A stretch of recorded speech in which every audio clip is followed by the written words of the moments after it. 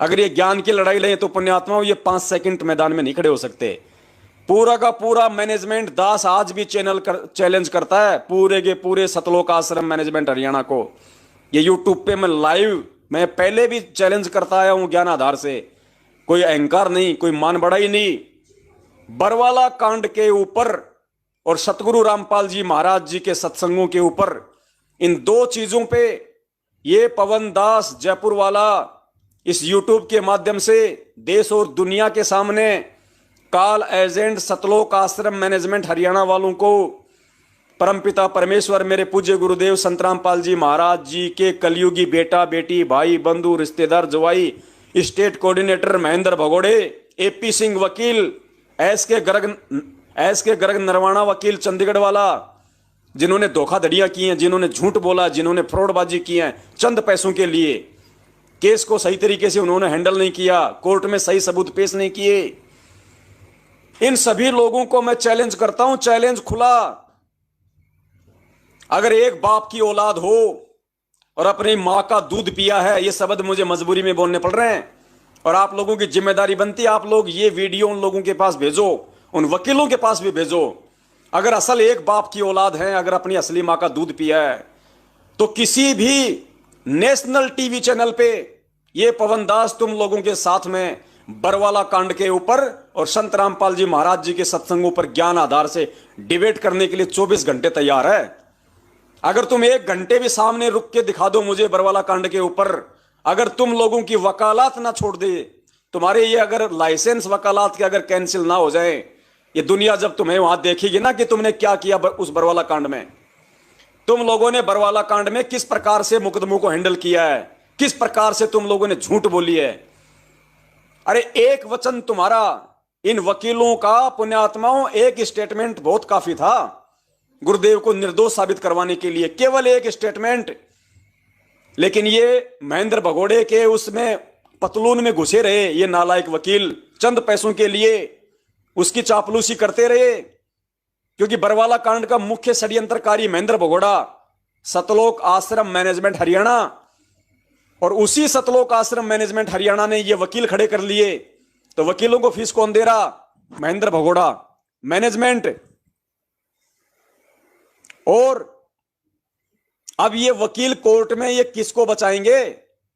जो इनको फीस देगा उसी को तो बचाएंगे, वरना गुरुदेव का एक वचन जो गुरुदेव ने कोर्ट में कहा कि मैंने बरवाला कांड नहीं करवाया, मैं तो तारीखों पे आना चाहता था लेकिन मुझे तो रोक के रखा हुआ था, और ये राष्ट्रीय समाज सेवा समिति मेरी नहीं है।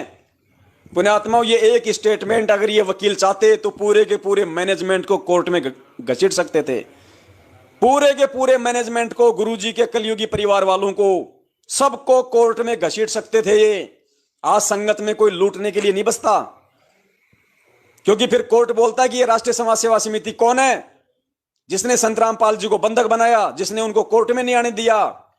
ये वकील अगर ये दलील कोर्ट में पेश करते कि साहब संत रामपाल जी महाराज जी क्या करते, खुद उनके स्टेटमेंट है, देख लीजिए, उन्होंने अपने स्टेटमेंट में भी उन्होंने यही कहा है, मीडिया के सामने भी उन्होंने यही कहा है कि मैं तो कोर्ट में जाना चाहता था लेकिन मुझे उन लोगों ने रोक के रखा हुआ था, सतलोक आश्रम मैनेजमेंट वालों ने, राष्ट्रीय समाज सेवा समिति वालों ने, मैंने कोई कमांडो नहीं बनाया। तो इन वकीलों की जिम्मेदारी बनती थी, इन नालायकों की। ये कोर्ट में कहते साहब ये राष्ट्रीय समाज सेवा समिति, ये सतलोक आश्रम मैनेजमेंट हरियाणा इस बरवाला कांड का मुख्य जिम्मेदार है। किसने देखा कि संत रामपाल जी महाराज वहां पे आश्रम के मेन गेट पे आके कोई बात बोल रहे हैं? माइक में कुछ बोला उन्होंने? अपने भक्तों को कोई आदेश दिया उन्होंने?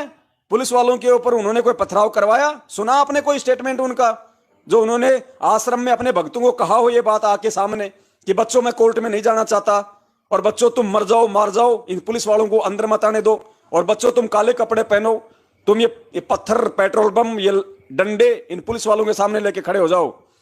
ये वकील यदि ये स्टेटमेंट वहां देते कोर्ट में खड़े होके कि साहब ये राष्ट्रीय समाज सेवा समिति, ये संत रामपाल जी महाराज के परिवार वाले, उनका मैनेजमेंट सबसे बड़ा दोषी है, जिन्होंने चंद पैसों के लिए अपने अहंकार में आके इन्होंने इतना बड़ा ये कांड करवा दिया, इस मैनेजमेंट को पकड़ा जाए, असली गुनहगार ये हैं बरवाला कांड के, तो कोर्ट आदेश देता पुलिस को कि भैया पकड़ो इनको, कौन है ये हरामजादे जिन्होंने संत रामपाल जी के पीठ पीछे उनको बंधक बना के इन्होंने इतना बड़ा ये कांड करवा दिया, पुण्यात्माओं तब मजा आता, तब मानते कि ये वकीलों ने गुरुजी का मुकदमा लड़ा है।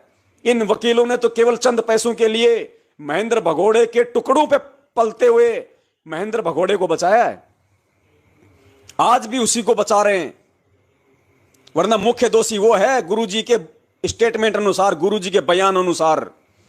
और इसीलिए पिछले 7 साल से हम सत्सेवक इनसे गुरुजी के बयानों की फोटोकॉपी मांग रहे हैं, क्यों नहीं दे रहे? अरे संगत को डूब के मर जाना चाहिए, इस मूर्ख संगत को डूब के मर जाना चाहिए इनको।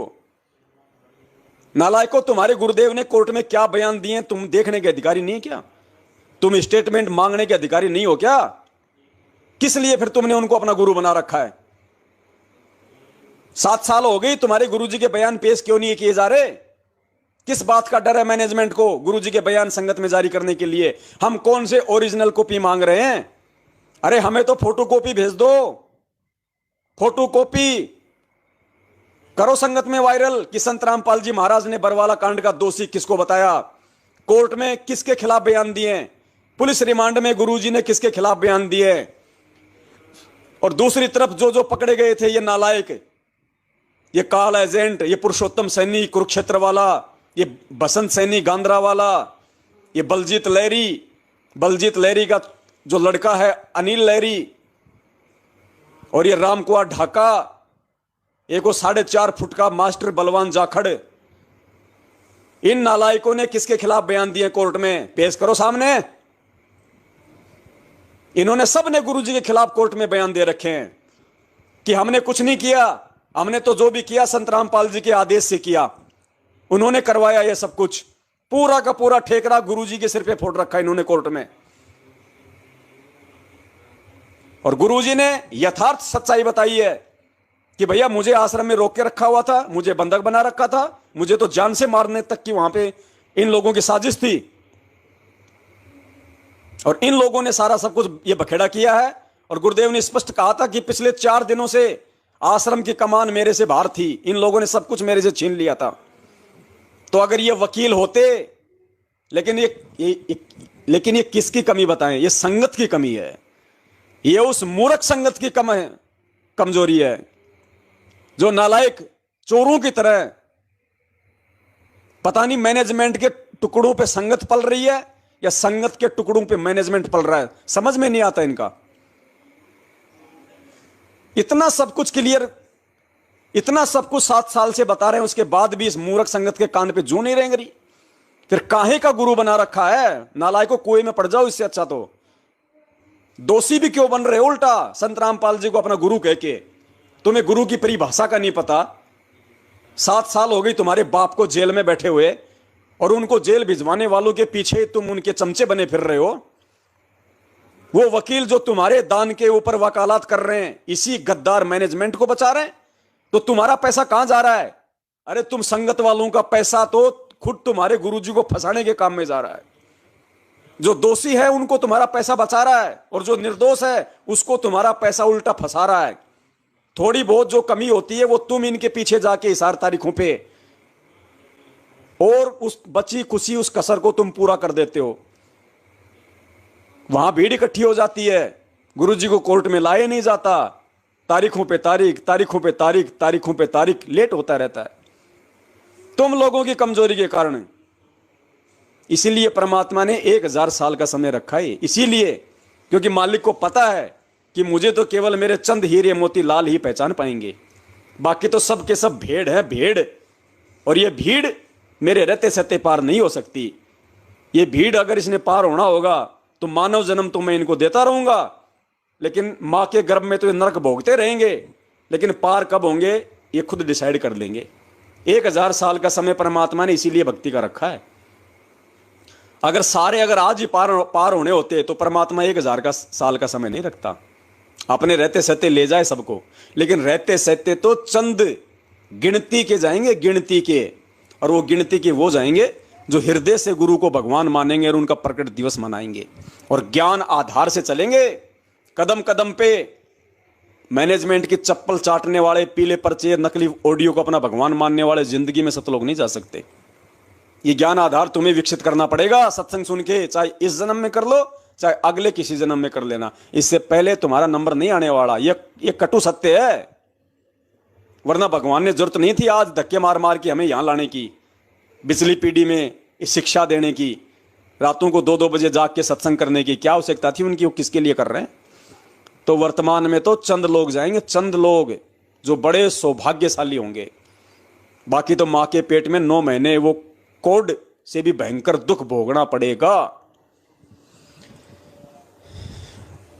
तो पुण्यात्मा के सामने नहीं आते लोग, ना इनके वकील सामने आते, क्योंकि जिसका जमीर मर चुका हो ना, जिसका जमीर मर गया हो अंदर से, जिसकी आत्मा मर गई हो, उसमें हिम्मत नहीं होती सच्चाई का सामना करने की। इनको खुला चैलेंज है मेरा, किसी भी नेशनल टीवी चैनल पे ये पवन दास तुम लोगों के साथ में डिबेट करने के लिए तैयार है। भले तुम मुझे मार देना रास्ते में, कोई दिक्कत नहीं। मुझे उस टीवी चैनल का नाम बता दो, टीवी चैनल पे टाइम फिक्स कर लो, और टीवी चैनल पे 2 दिन पहले ही ऐड आनी शुरू हो जानी चाहिए कि फला फला तारीख को बरवाला कांड पे डिबेट होने जा रही है। और कौन कौन होंगे डिबेट में, टीवी चैनल वालों की मुझे नंबर दे दो, मैं उनसे बात कर लूंगा। भले तुम इस दास की रास्ते में गर्दन काट देना, ये दास जाएगा वहां पे, और अकेला जाएगा, कोई नहीं जाएगा। और खुला चैलेंज है, खुला चैलेंज तुम्हारे वकीलों से लेकर पूरे के पूरे मैनेजमेंट को। चाहे सारे एक साथ आ जाना, तुम सारे एक साथ 1 घंटे नहीं टिक पाओगे तुम ज्ञान आधार से। ये वकील तो ये कानूनी प्रक्रिया के हिसाब से नहीं टिक पाएंगे। इन्होंने जितनी गफलतबाजी की है इन मुकदमों में, जितनी लफंडरबाजी इन एपी सिंह वकील ने, एस के गर्ग नरवाणा ने की है, इतनी लफंडरबाजी किसी ने नहीं की पैसों के लिए। अब देखो इसका ड्रामा है एपी सिंह वकील का। संत रामपाल जी का मुकदमा लड़ रहा है, दिखावे के लिए नाम ले लिया, भगत एपी सिंह वकील हो गया। कुछ दिनों बाद में राम रहीम का मुकदमा हाथ में ले लिया, फिर राजस्थान के गैंगस्टर आनंदपाल सिंह का मुकदमा हाथ में ले लिया। अरे नालायक क्या है, क्यों नाम लिया तूने संत रामपाल जी महाराज का? क्यों उनको बदनाम कर रहा है तू? संत रामपाल जी महाराज का भगत बाबा राम रहीम का मुकदमा लड़ेगा क्या है? गुरुजी ने क्या बता रखा उसके विषय में, और तू उसी का जाके वहां पे कोर्ट में तू उसका पक्ष लेके खड़ा हो रहा है। तू उसको देश का सबसे बड़ा उसको संत बता रहा है, तू है महात्मा बता रहा है, उसको संत बता रहा है, संत की श्रेणी में हो। आनंदपाल सिंह का तू सीबीआई जांच का समर्थन कर रहा है भगत होके, गैंगस्टर का, जो AK-47 रखता था, जिसने कई लोगों को मौत के घाट उतार दिया। संत रामपाल जी का भगत होके, भगत होने का ढोंग करके तू उनका मुकदमा लड़ रहा है। लेकिन ये लड़ सकते हैं, ये ऐसे ढोंगबाजी पाखंडबाजी ये कर सकते हैं। क्यों? क्योंकि मैनेजमेंट तो उनको आगे पैसे फेंक रहा है अपने बचाव के लिए, और संगत हो रही है मूर्ख। संगत की बुद्धि चोर हर ले गए। संगत को कुछ पता ही नहीं हम क्या कर रहे हैं, कौन मुकदमा लड़ रहा है, किसका मुकदमा लड़ रहा है, क्या क्या मुकदमे लगे हुए हैं। इन अब थोड़ा बहुत समझ में आने लगा, नहीं तो संगत वालों की तो वो ऐसी तैसी कर रखी थी मैनेजमेंट ने। इस 4 तारीखों पे कौन से दिन जाना है, बस मैसेज डाल दिया, वहां पहुंच गए। वापस कब जाना है उसका मैसेज उधर से डाल देंगे कि 1 बज गए, गुरुजी की तारीख हो गई, सब अपने घर चले जाओ, उठा के थैला अपने घर आ जाते। बस ये काम था इनका, और इनको कोई गुरुजी से मतलब नहीं। आज भी 99% संगत को, 99% संगत को यह नहीं पता कि गुरुजी पे कितने मुकदमे लग रहे हैं, क्या क्या मुकदमे लग रहे हैं, क्या क्या धाराएं, 99% को नहीं पता। तो काहे के भगत हो रहे, काहे की ड्रामेबाजी कर रहे हो? फिर तुम ये दिखावा कर रहे हो क्या फिर तुम वहां पे जाने का तारीखों पे? पुण्यात्माओं, ये ड्रामेबाजी चल रही है। ऐसी मूर्खता का फायदा, ऐसे मूर्ख लोगों की मूर्खता का फायदा जम के तो इस मैनेजमेंट ने उठाया, और जम के मैनेजमेंट की उस कमजोरी का इन वकीलों ने उठाया, जम के उठाया फायदा। करोड़ों रुपए तो ये वकील खा गए, अरबों रुपया संगत का ये मैनेजमेंट वाले खा गए। कुछ नहीं छोड़ा संगत के पास में, भिखारी बना के छोड़ दिया, भक्ति से भी पैसों से भी आम की तरह निचोड़ के फेंक दिया इनको। बाद में उसके चीटियां लगती हैं उसके गुटली के। कुछ थे जो परमेश्वर की दया से संभल गए, समय रहते सत्सेवक बन गए, बाकी सब ने अपनी ऐसी तैसी करवा रखी है। बची खुची ऐसी तैसी फिर गुरु जी का जन्मदिन मनवा के करवा दी।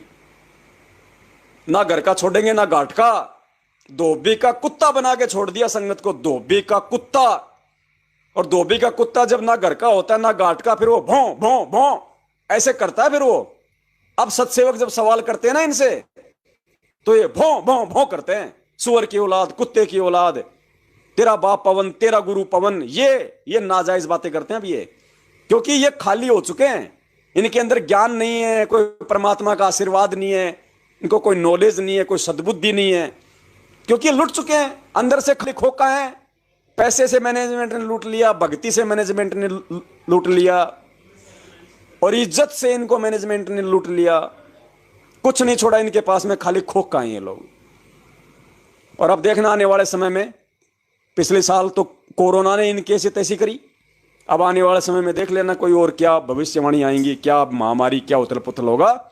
ये लाखों की संख्या में जाएंगे, लाखों की संख्या में, जैसे गधे के ऊपर से सींग जाते हैं। तो हमारा मतलब तो भैया समझाने का है, खरी खरी बात कहेंगे, ठोक के कहेंगे। गाली किसी को दे नहीं रहे, माँ बहन किसी की हम ना कर सकते, ना हम कर रहे। ये सेवा तो मैनेजमेंट वालों की है, और बाकी कहने में कमी छोड़ेंगे नहीं भैया, डंके की चोट पे कहेंगे, बाकी कमी नहीं छोड़ेंगे। ये सोशल मीडिया है, पूरी दुनिया देख रही है, जो सत्य है उसको ठोक के कहेंगे, किसी का बाप मना नहीं कर सकता। जब तक जीवन है, जब तक श्वास है, तब तक तो ठोक के कहेंगे, क्योंकि हमारे बाप ने भी ठोक के कही है, ठोक के ही कहेंगे। जिस दिन मार दोगे, काट दोगे, वो अलग चीज है, और मरेंगे कटेंगे तो हमारी किसी कमजोरी से कटेंगे, वरना भगवान मरने और कटने भी नहीं देगा, हम और उस समर्थ की शरण में है। तो दया पुण्यात्माओं, आज के लिए केवल इतना ही काफी है। फिर उसके बाद दास ने इस वीडियो को भी अपलोड करना है। अपलोड के बाद आप सबने इसे डाउनलोड करना है, हर जगह आपने अपने अपने यूट्यूब चैनलों पे डालना है, और उसके बाद दास आपको मैसेज डाल देगा जब भी हम लाइव आएंगे। हमने फेसबुक पे आना है या यूट्यूब पे आना है, उस हिसाब से हम जुड़ेंगे।